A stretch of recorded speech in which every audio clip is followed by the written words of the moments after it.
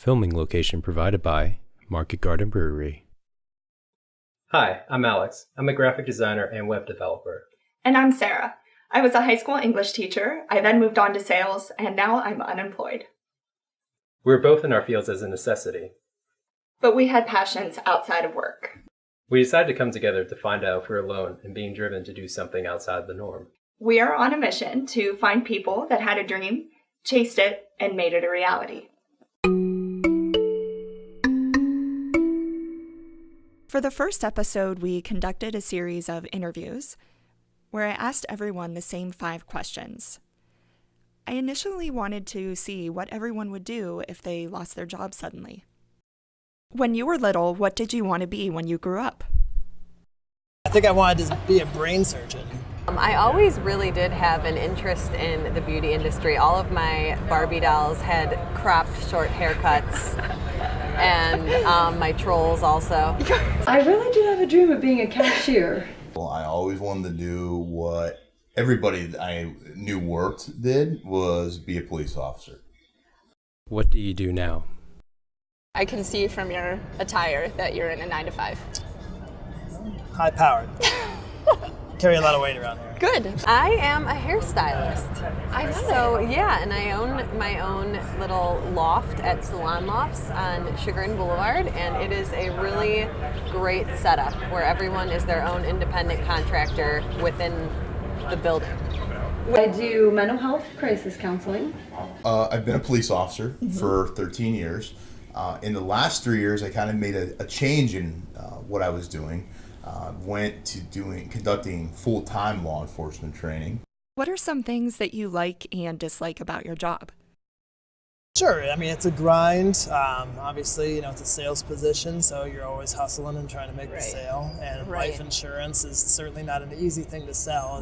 The perception out there, I'm sure, is construed as something I don't really need it, or I don't even understand. Or I'm a snake in the grass, insurance salesman. So I could say that he's not. The biggest component of this is helping my clients, and the advisors that I help as well, because I wholesale insurance. So I help a lot of financial advisors and insurance agents bring the right solutions to their clients. Okay. And so, being able to help them grow their businesses while helping their clients, achieve their financial goals and protecting their families and protecting their incomes, you get a sense of satisfaction with helping not only the end client, but also the people that I work with at their business. Right. Well, definitely dealing with the public can have its moments, as we all know. Sure. And also now being an independent contractor, I am responsible for a lot more different aspects of the business. So that sometimes can be a lot, but overall, I think with the flexibility and everything, like it's sort of, the pros outweigh the cons, but there are some, sometimes where it's a lot going on. Right. First and foremost, I really have to say that I love making people feel good about themselves. It's one of the most rewarding things when somebody genuinely feels so good about the way that they look and their hair. And also you get to be involved in a lot of special occasions. What is the hardest part about your job? I would say stories that really we work with a lot of people that have been abused.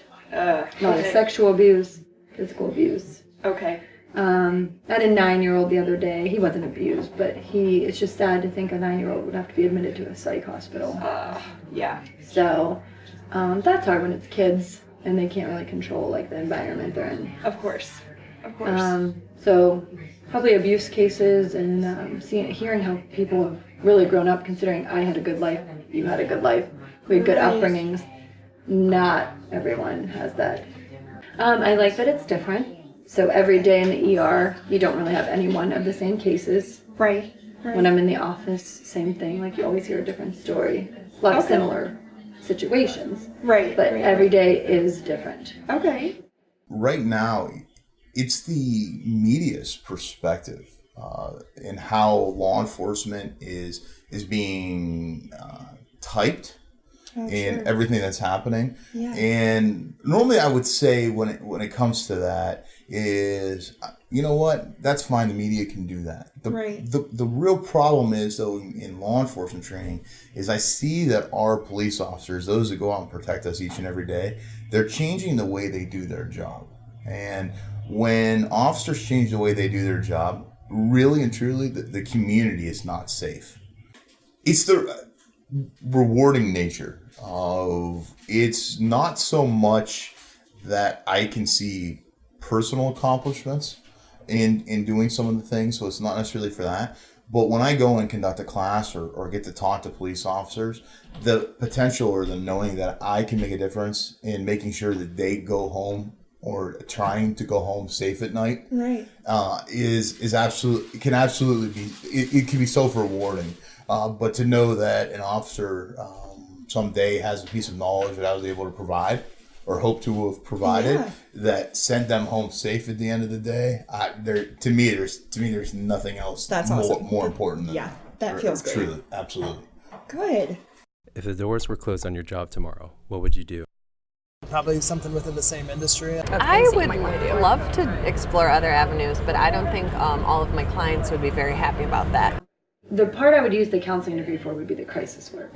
Okay. So if training wasn't an option, I would probably be looking at going back to the road, hopefully back to actually patrolling activities. What are some things you're passionate about? Drop all this finance shenanigans and go build homes or something, and create something with my hands. Well, I do love animals, and I love all the animals, and especially my dogs. I would say I'm passionate about working out. I do enjoy working out. Yeah. There was a time where I was looking at going into computers and computer programming and things like that. And I would probably revisit an education with that. Where do you see yourself in 5 years? Probably in a similar position here. I always went back and forth with the idea of maybe opening a whole salon, but so maybe eventually, getting a job with like a mental health board. I almost go out as far as say it's an unknown. I can see myself still completing some training. I think we learned a lot from these 4 interviews that we did. What were you most surprised by? Was there anything you were surprised by? The one thing I did notice was everyone really did not want to make the jump into something that they were passionate about. We always have like those passion hobbies or a dream job that we want, but that seems so out of reach. And I think just everyone is so scared to go out and get it. Yeah, I agree. I think we're all a little bit conditioned to go to school, get the degree, do whatever job it is that we're supposed to do. We're supposed to just like things for enjoyment on the side, but we never really think to turn those into a career. And I think it goes back to one of those things, you don't know what you don't know. Pretty much said that they would go into something that they're already doing, like a related field. Whether it's law enforcement or the insurance or finance industry. Right. No one said that they wanted to go out after their passion. No, which was the same for me too. As soon as I lost my job and everybody said, well, what do you do? And I said, well, I was in sales. Oh, I know this person in sales. I know that person. And I said, hold on a minute. I appreciate it, but I don't really know if I want to go back into sales. And they said, well, what else can you do? And it's like, okay, well, my degree is in education, but I already taught and I don't want to do that again. So it's really hard. People want to put you in a box all the time and they want to categorize you. And sometimes you don't fit into that box. And I think we're the example of people that just don't fit into that box. So I'm interested to take those passions and turn it into something. I know I love writing. I love writing stories. I love talking to people. I love human interest stories. I love learning about people. And I think that's where we go hand in hand together. Her, loving to write and capturing, human interest stories is something that's complementary to what I want to do. And that's actually capturing those stories through either photos or through video, as I'm discovering right now. while doing all this. We both have two, great skills, creative skills actually, and I think, with us joining forces together, we can actually create something really unique, and in the process, find out exactly who we are and what we can become. I can say that I don't know if I'm necessarily a big fan of being on camera, but if it gets us where we're going, I'll take one for the team. I know, same here. I'm usually behind the lens, so this is awkward for me. And not getting paid for doing something we're doing, but we're having a lot of fun doing it. Oh my God, yeah. We're learning a lot. This is a blast. And we can have beers whenever we want. Exactly. And I think, this goes, the same with, starting a business. Like, when I started, the advertising agency, I didn't get paid for several months, actually. It's just one of the compromises you do, or actually the compromises you take as being an owner. You have to give up a paycheck until, you're actually financially sustainable. So, people may think we're crazy for doing this, but it's just like starting any type of business. I mean, yes, we're not getting paid, but we're going to do the best thing that we can do with this and make it enjoyable for everyone. I know what I like to do. I don't have any idea what I'm doing here, and I'm just doing this blindly. I was very, very used to the paycheck and being able to go to dinner whenever I wanted and being able to go buy a new pair of shoes whenever I wanted. And now I'm woo. Yeah, we splurged on Chipotle today. We did. That was the big big splurge. That was it. So it's pretty we're pretty focused and zoned in on what we need to do. But at least I finally feel like I'm doing something I really like.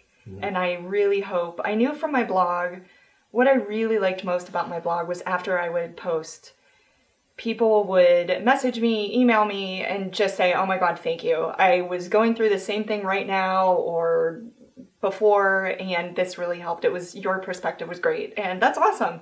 That's what I love to do, make people feel like they're not alone. Except now I feel like I need to feel like I'm not alone again, in trying to do something like this. So that's why we started this Locked Chronicles. Yes. We hope that you'll follow along.